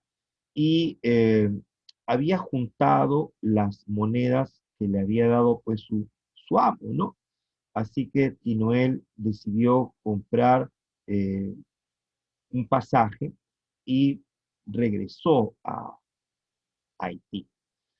Cuando regresó a Haití, encontró que ahora ya no estaban gobernando los franceses, sino que ahora estaba gobernando el rey Henry Christophe, ¿sí? Este rey, vamos a ver que era un tirano que va a obligar a la gente a construir un palacio encima de las montañas. Este se llamaba el Palacio de Sanssouci, ¿sí? Y Noel vamos a ver que un día pues salió, ¿no? De la hacienda de su antiguo amo Lenormand de Messi, porque ahí vivía ahora, ahí en la hacienda destruida, salió a mendigar, y los soldados lo capturaron y le dijeron que cargue ladrillos para construir el palacio de Sanssouci. Pero él decía que no, que ya estaba viejo, que no podía, pero le pegaron con un garrote y lo obligaron a cargar ladrillos. Ahí vamos a ver que todos trabajaban, ¿no? Para construir el palacio. Trabajaban niños, trabajaban ancianos, mujeres embarazadas, todos tenían que subir un ladrillo hasta la cima de la montaña, luego bajar por otro ladrillo, ¿no? Y bueno, vamos a ver que el pueblo, cansado de esta tiranía de Henry Christophe, un día decidió pues rebelarse, ¿no? Un día Henry Christophe estaba pues en el Palacio de Sanssouci y escuchó que venía pues la gente, ¿no? Tocando sus tambores y gritando. Entonces, sus sirvientes, dice que se escaparon del palacio, lo dejaron solo, y Henry Christophe lo único que hizo fue ponerse su traje de gala, agarró un arma y se metió un balazo, ¿no? Se suicidó. Y luego su esposa, la reina María Cristina, con sus hijas y con su sirviente, Solimán, el que había sido sirviente de Paulina Bonaparte, dice que le cortaron el dedo meñique de la mano al cuerpo de Henry Christophe y luego lo sumergieron en la mezcla que usaban para construir el palacio y escaparon, ¿no? Ahí vamos a ver que escaparon y se fueron a Roma, a Italia, ¿sí? Ahí vamos a ver que la reina María Luisa con sus hijas ahora trabajaban bordando tapetes, ¿no? Bordando tapetes. Bueno, y Tinoel, vamos a ver que ahora regresó a la hacienda de su antiguo amo, de Lenormand de Messy. Él era algo así como el propietario de esta hacienda abandonada y un día llegaron los agrimensores. ¿Quiénes eran los agrimensores? Eran los que medían el terreno para construir casas. Y bueno, Tinuel le reclamó que no midieran su propiedad porque era de él. Pero los agrimensores dicen que no le hicieron caso, ¿no? Ellos seguían midiendo el terreno. Entonces vamos a ver que Tinoel se dio cuenta que muchos hombres y mujeres eran llevados por guardias para hacer trabajos agrícolas. Dice que ahora estaban gobernando los mulatos republicanos. Estos mulatos republicanos estaban obligando a que la gente vaya a trabajar al campo, ¿no? Entonces, frente a esto, Tinoel se dio cuenta que no iba a haber libertad. Aquí vamos a ver que él se dio cuenta que ellos siempre iban a ser esclavos. Así que Tinoel decidió convertirse en animal igual como lo hacía Macandal. Se convirtió en un ave, se convirtió en un garañón, o sea, en un burro. Cuando se convirtió en burro, dice que un esclavo le quería cortar su miembro viril con un machete, se convirtió en avispa, también se convirtió en hormiga, y dice que ahí cuando fue hormiga, lo obligaban a trabajar mucho, luego se convirtió en ganso, y él dice que cuando se convirtió en ganso, era marginado por los otros gansos, ¿no? Entonces, se dio cuenta que en el reino animal también había jerarquías. Él se dio cuenta de que lo que le estaba pasando, el rechazo de los gansos, era por la cobardía que había mostrado, ¿no? Él se dio cuenta que Macandal se transformaba en animal para ayudar a la gente y no para escapar. Entonces, él vamos a ver que comprendió que en el reino de los cielos hay jerarquías y que ahí todo está definido y que el hombre tiene que buscar su grandeza y cumplir tareas en el reino de este mundo. ¿Sí? O sea, Tinoel comprendió que cambia la forma, pasa el tiempo y siempre ellos van a seguir siendo esclavos, siempre van a sufrir. Y el hombre, lo único que le queda es plantearse tareas, o sea, luchar para poder acabar con este sufrimiento, ¿no? Entonces, un día Inoel se transformó en humano y le declaró la guerra a todos los amos del mundo. En ese momento, un gran viento verde se levantó del mar y se llevó volando las cosas de la casa de Tinoel. También arrastró varios árboles y dice que Tinoel desapareció. Desde aquel día nadie supo nada de Tinoel. Bueno, y así termina la obra. Así termina la obra. Bien, vamos a analizar rápidamente algunos fragmentos de la novela. Dice, en Francia, en España, en cambio, el rey no pasaba de engendrar un príncipe debilucho, incapaz de acabar con un venado sin ayuda de sus monteros. Allá, en cambio, en Gran Allá, había príncipes duros como el yunque, y príncipes que eran el leopardo, y príncipes que conocían el lenguaje de los árboles, y príncipes que mandaban sobre los 4 puntos cardinales, dueños de la nube, de la semilla, del bronce y del fuego. Bien, este es el momento en que Macandal le cuenta historias de los reyes africanos a Tinuel, ¿no? Aquí vamos a ver que se plantea una diferencia entre la cultura negra africana y la cultura blanca europea.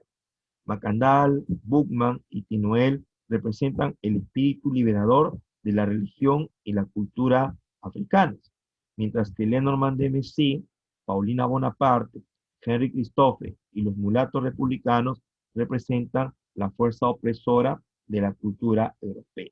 O sea, aquí vamos a ver que se habla sobre el choque, ¿no?, de las dos culturas. Otro fragmento. El veneno se arrastraba por la llanura del norte, invadiendo los potreros y los establos.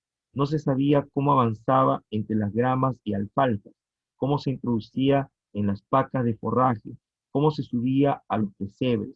El hecho era que las vacas, los bueyes, los novillos, los caballos, las ovejas, reventaban por centenares, cubriendo la comarca entera de una inacabable hedor de carroña.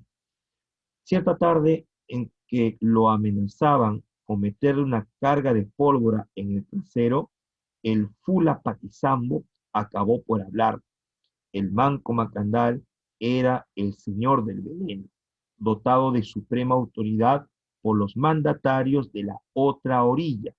Había proclamado la cruzada del exterminio elegido como lo estaba, para acabar con los blancos y crear un gran imperio de negros libres. Bueno, ahí vemos cómo el esclavo Macandal adquiere poderes mágicos e inicia una rebelión contra los franceses, envenenando sus plantas, sus animales y a sus familias, ¿no? Claro, ahí vemos cómo para los haitianos Macandal era como una especie de liberador, ¿sí? Macandal va a ser el que inicia la rebelión envenenando a los franceses, sus plantas y sus animales. Justamente aquí tenemos una medalla, ¿no?, de Haití, donde aparece pues la imagen de Macandal, ¿no? Como te dije, este Macandal es un personaje histórico, ¿no? Bueno, tenemos otro fragmento. Todos sabían que la iguana verde, la mariposa nocturna, el perro desconocido, el alcatraz, ¿no?, el pelícano, no era sino simples disfraces, dotado del poder de transformarse en animal de pezuña, en ave, pez o insecto. Macandal visitaba continuamente las haciendas de la llanura para vigilar a sus fieles y saber si todavía confiaban en su regreso. Detrás del tambor madre se había erguido la humana persona de Macandal, el mandinga Macandal, Macandal hombre, el manco, el restituido. Otro fragmento. Macandal estaba ya adosado al poste de torturas. El verdugo había agarrado un rescoldo con las tenazas. Repitiendo un gesto estudiado la víspera frente al espejo, el gobernador desenvainó su espada de corte y dio orden de que se cumpliera la sentencia. El fuego comenzó a subir hacia el manco, sollamándole las piernas. En ese momento, Macandal agitó su muñón, que no habían podido atar, en un gesto combinatorio que no por menguado era menos terrible, aullando conjuros desconocidos y echando violentamente el torso hacia adelante, sus ataduras cayeron y el cuerpo del negro estribó en el aire, volando por sobre las cabezas, antes de hundirse en las ondas negras de la masa de esclavos. Un solo grito llenó la plaza. Macandal Saubé. Bien. Ahí vamos a ver que se habla de las transformaciones de Macandal en algunos animales y también de los poderes mágicos que adquirió, que lo va a utilizar para liberarse, ¿no? Esto, como estamos viendo, muchachos, es una muestra de la técnica de lo real maravilloso dentro de la obra, ¿no? Se ve cómo ahí se presentan los poderes mágicos que tenía Macandal. Bien, otro fragmento dice: todas las puertas de los barracones cayeron a la vez, derribadas desde adentro. Armados de estacas, los esclavos rodearon las casas de los mayorales, apoderándose de las herramientas. El contador, que había aparecido con una pistola en la mano, fue el primero en caer con la garganta abierta de arriba a abajo por una cuchara de albañil. Luego de mojarse los brazos en la sangre del blanco, los negros corrieron hacia la vivienda principal, dando mueras a los amos, al gobernador, al buen Dios y a todos los franceses del mundo. Ujú. Aquí vamos a ver que se habla sobre el tema de la lucha por la libertad, ¿sí? Aquí vamos a ver que la libertad individual y colectiva son asumidas como parte de la naturaleza esencial del hombre y existe la necesidad de luchar por alcanzarla y preservarla, ¿sí? En este fragmento vemos cómo los haitianos luchan por su libertad. Ellos van a rebelarse a los franceses y también se van a rebelar a su cultura. Por ejemplo, se rebelan al Dios cristiano, ¿no? Se rebelan a los franceses y también a su cultura.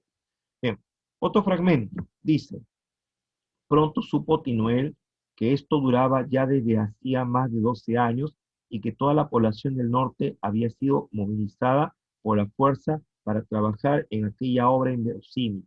Todos los intentos de protesta habían sido acallados en sangre. Había una infinita miseria en lo de verse apaleado por un negro, tan negro como uno, tan belfudo y pelicrespo, tan narizñato como uno. El rey Cristófe subía a menudo a la ciudadela, escoltado por sus oficiales a caballo, para cerciorarse de los progresos de la obra.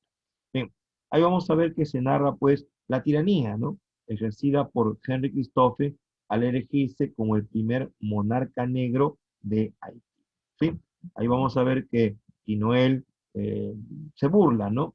Como él, siendo pues negro como nosotros, como él, siendo también pelicrespo y narizñato como nosotros, también nos maltrata, ¿no? Ahí vamos a ver que Tinoel percibe pues esa ironía, ¿no? Bueno, tenemos también otro fragmento.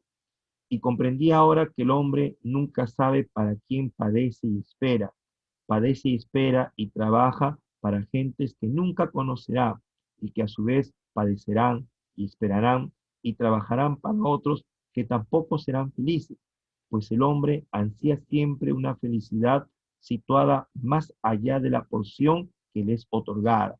Pero la grandeza del hombre está precisamente en querer mejorar lo que es, en imponerse tareas. En el reino de los cielos no hay grandeza que conquistar, puesto que allá todo es jerarquía establecida, incógnita despejada, existir sin término, imposibilidad de sacrificio, reposo y deleite. Por ello, agobiado de penas y de tareas, hermoso dentro de su miseria, capaz de amar en medio de las plagas, el hombre solo puede hallar su grandeza, su máxima medida en el reino de este mundo. Bueno, en este fragmento vamos a ver que está el final de la novela. La novela termina proponiendo que el ciclo de opresión y liberación está en curso, tal vez sin fin. De esta forma, Tinoel cumplía finalmente con el anhelo de Macandal, de Bookman y de todos los que habían luchado durante aquellos largos años por la libertad de Haití. Claro, en este fragmento vamos a ver que Tinoel se da cuenta que solamente cambia la forma, pero en el fondo ellos siguen siendo esclavos. O sea, como que se presenta aquí un tiempo cíclico. Cambia la forma, pero el fondo sigue siendo el mismo. Ellos siguen siendo esclavos, ¿no? Claro, aquí vamos a ver que nos da a entender que la vida del hombre está llena de sufrimientos, que el hombre ha venido para sufrir al mundo, y lo único que puede hacer es plantearse tareas, o sea, luchar para terminar con ese sufrimiento. Eso es lo que le da sentido a la vida, ¿no? Según aquí, pues, Alejo Carpentier, ¿no? Eso es lo que al hombre lo hace grande, ¿no? Es lo que le da sentido a su vida. Bien, con eso hemos llegado, pues, al final de nuestra clase. Les agradezco mucho por su atención y los invito ahora a ver la resolución de las preguntas de nuestra práctica dirigida. ¿Sí? Muy bien, conmigo será hasta otra oportunidad. Muchas gracias.